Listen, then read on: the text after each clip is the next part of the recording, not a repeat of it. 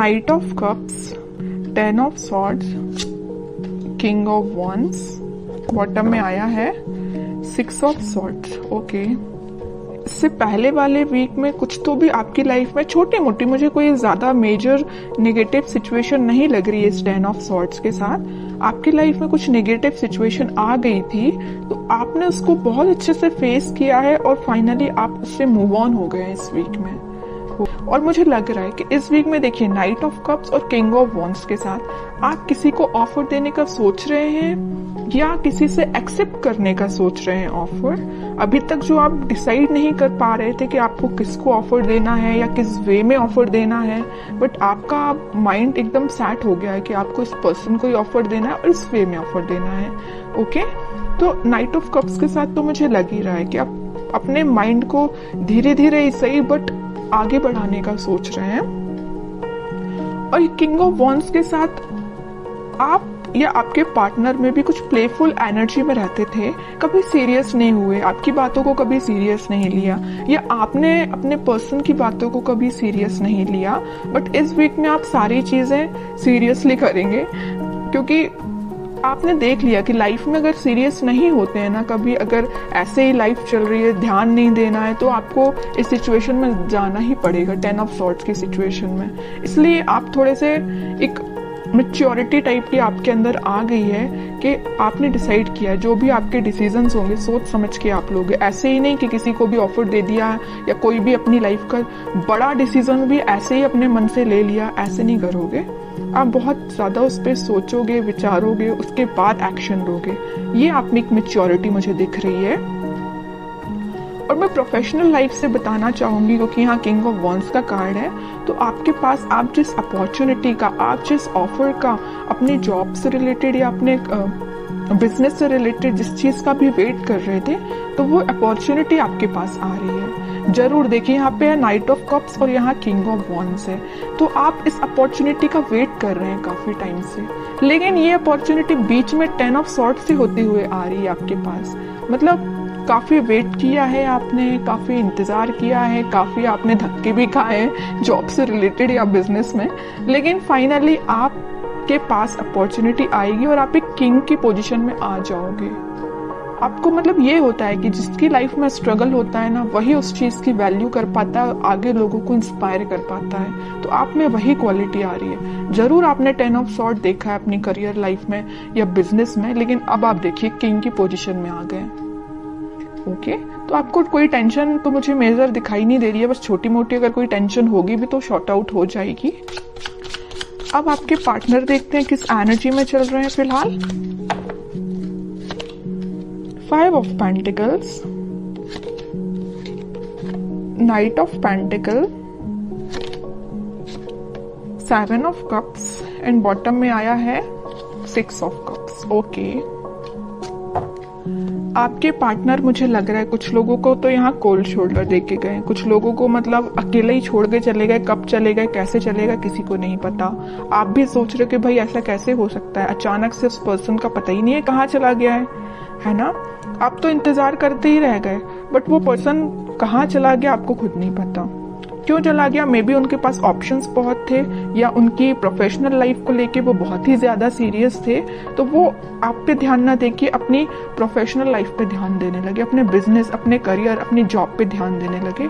ठीक है, यहाँ मुझे कोई मेजर थर्ड पार्टी सिचुएशन तो ज्यादा नजर नहीं आ रही है, लेकिन 10% लोगों की लाइफ में हो सकती है थर्ड पार्टी सिचुएशन। बाकी 90% लोगों की लाइफ में कोई थर्ड पार्टी नहीं है, बस उनके ड्रीम्स हैं, उनके सपने, उनकी जॉब, उनका प्रोफेशन, उनसे वो ज्यादा अट्रैक्टिव है। इस वजह से मे बी आपके पास अभी ऑफर लेके नहीं आ रहे, या आ भी रहे हैं तो बहुत स्लो मोशन में है। उनको पता है क्योंकि आप ही उनके ट्रू सोलमेट हो, आप ही उनके लिए सब कुछ हो, आप ही उनको हैप्पीनेस प्रोवाइड कर सकते हो, सारी चीजें आप ही दे सकते हो। ओके, तो वो आपको छोड़ के कहीं नहीं जाने वाले। जरूर अभी थोड़ा सा सिचुएशन मुझे स्टक लग रही है। स्टक नहीं बोलूंगी एक्चुअली, क्योंकि नाइट ऑफ पेंटिकल का कार्ड है, तो स्टक नहीं बोलूंगी। अगर यहाँ हैंडमैन आता तो मैं शायद बोल सकती थी कि स्टक है, लेकिन नाइट ऑफ पेंटिकल के साथ कोई सिचुएशन स्टक नहीं है, धीरे धीरे आगे बढ़ रही है। मे बी इस वीक की स्टार्टिंग में तो नहीं बोलूंगी, मिड ऑफ द वीक आप उनका कोई एक्शन देख सकते हैं। ठीक है, नाइट ऑफ पेंटिकल से नाइट ऑफ कप में वो कन्वर्ट हो जाएंगे।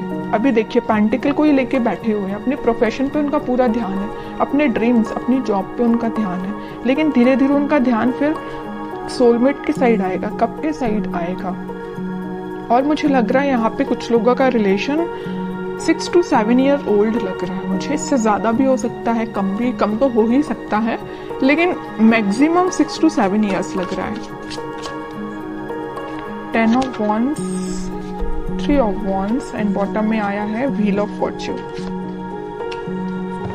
बट मैं कह ही चुकी हूँ, देखिए यहाँ पे अब 2 सिचुएशन निकल गई इस 10 ऑफ वॉन्ड्स के साथ। मैं पहली सिचुएशन तो बता चुकी हूँ कि आपके पार्टनर के पास उनके ड्रीम्स, उनके सपने, उनकी जॉब, उनका प्रोफेशन ज्यादा मैटर करता है। दूसरी सिचुएशन यहाँ बन रही है कि उनके पास रिस्पॉन्सिबिलिटीज बहुत ज्यादा हैं, मे बी वो अपने फैमिली मेंबर्स का ध्यान रखते हों या पूरी फैमिली की जिम्मेदारी उन पर हो, तो उस वजह से वो अभी आपके साइड कोई एक्शन नहीं ले रहे हैं। लेकिन 3 ऑफ वॉन्ड्स के साथ वो आपके साइड एक्शन लेना चाहते हैं, वो चाहते हैं आपके पास आना, ये समुंदर को पार करके आपके पास ही आना चाहते हैं, लेकिन उनको ये पार करने में काफी टाइम लग रहा है इस नाइट ऑफ पेंटिकल्स के साथ।